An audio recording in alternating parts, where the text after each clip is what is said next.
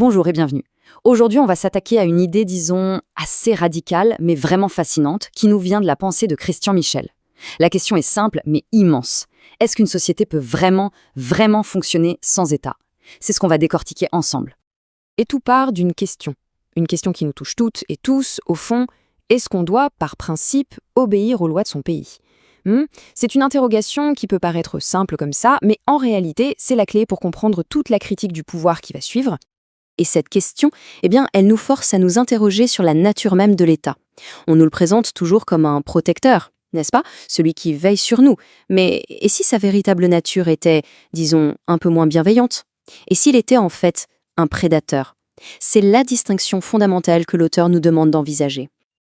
Alors pour bien comprendre sa pensée, il faut voir l'histoire humaine comme une sorte de conflit permanent entre deux archétypes. D'un côté, on a le producteur. C'est celui qui crée la richesse par son travail, son ingéniosité. Et de l'autre, on a le guerrier. Lui, il ne crée rien, il prend par la force, il domine. Et pour l'auteur, il n'y a pas l'ombre d'un doute, notre État moderne, c'est l'héritier direct de cette logique du guerrier. Et cette méthode du guerrier, elle a un nom bien précis dans sa théorie, c'est le moyen politique. C'est quoi l'idée? C'est simple. La richesse, on ne la crée pas, on la prend. On l'acquiert par la contrainte, par la force. Pensez aux impôts, aux expropriations, à toutes ces règles imposées. L'auteur, il a même jusqu'à utiliser un terme assez choc, il parle de prédation institutionnalisée. Et juste en face, à l'opposé total, on a ce qu'il appelle le moyen économique. Et là, c'est la logique du producteur. On crée, on travaille, on innove et on échange. Mais attention, on échange volontairement. C'est pacifique. D'après l'auteur, c'est ça la base de la société civile, de la vraie prospérité. Bon, mais si l'État est un prédateur qui utilise le moyen politique, comment est-ce qu'il arrive à justifier son pouvoir sur nous? Eh bien, la justification de l'État, on la connaît tous, on l'a apprise à l'école. C'est le célèbre contrat social. Sauf que, pour notre auteur, ce contrat, ce n'est rien d'autre qu'un mythe. Le contrat social, réfléchissons-y 2 secondes. On nous dit qu'on y a tous consenti, qu'on est tous d'accord. Mais franchement, qui parmi nous se souvient d'avoir signé ce papier? Personne, évidemment. Pour l'auteur, la conclusion est limpide, c'est une pure fiction. C'est un mythe bien pratique pour légitimer un pouvoir qui, en réalité, nous est juste imposé. Et la différence avec un vrai contrat, elle est énorme. Un vrai contrat, c'est quand on achète son pain, qu'on signe pour un job, qu'on prend un abonnement. C'est toujours volontaire. C'est un accord entre des adultes consentants. Le contrat social, lui, il nous tombe dessus à la naissance. On n'a pas le choix. On ne peut ni le négocier, ni le refuser. Et c'est là, selon l'auteur, que se trouve le problème fondamental. Bon, d'accord, on critique, on déconstruit l'État, son contrat social. Mais alors, on met quoi à la place? Le chaos? L'anarchie totale? Eh bien, pas du tout, selon lui. Il propose une alternative bien précise, une société qui serait entièrement, de A à Z, basée sur le consentement. Et cette alternative, elle repose sur un concept central, ce qu'il appelle le droit. Attention, avec un D majuscule. C'est hyper important, parce que ce n'est pas du tout la même chose que la loi. La loi, c'est les textes votés au Parlement, qui changent tout le temps.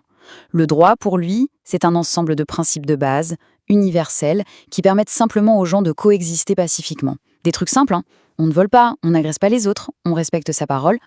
Prenons un exemple concret, le droit de propriété. Dans sa vision, on n'a pas besoin d'un État pour le décréter. Ça émerge tout seul, naturellement, de l'action humaine. C'est simple en fait. Une personne trouve une ressource qui n'appartient à personne, étape 1, appropriation. Ensuite, elle la transforme par son travail, elle y ajoute de la valeur. Étape 2, création. Et enfin, elle devient légitime pour l'échanger via un contrat volontaire. Étape 3, échange. Vous voyez, c'est un processus complètement organique. Et tout ça, ça nous amène directement à sa vision de l'économie. Et là, il prend complètement à contre-pied l'image qu'on en a souvent. Oubliez le chaos, la loi de la jungle. Pour lui, le capitalisme de libre marché, c'est au contraire une forme d'harmonie. Une harmonie spontanée. On retrouve ici la fameuse idée de la main invisible d'Adam Smith, qu'il cite d'ailleurs.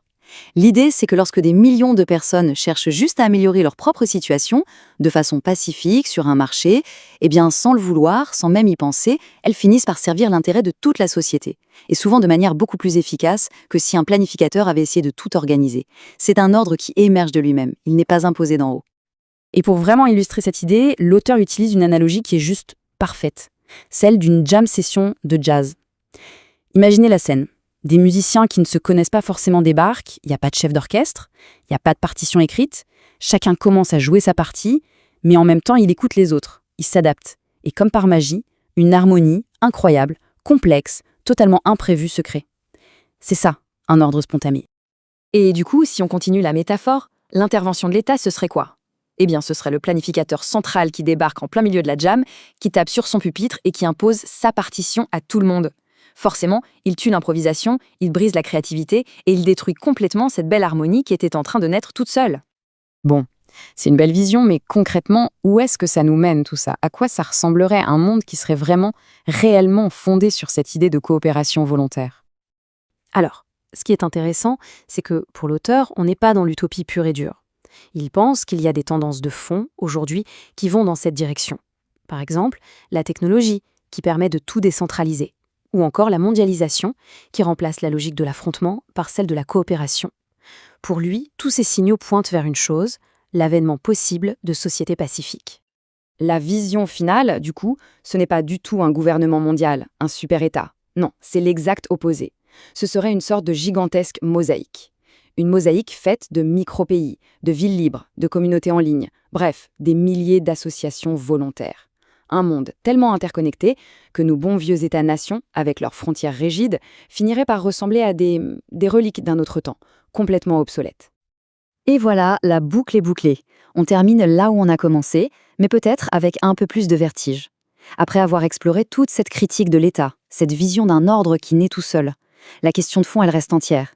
Une société sans État, est-ce que c'est vraiment possible? Ou est-ce que ça restera pour toujours une belle utopie, une simple idée? Le débat, lui, est loin d'être terminé.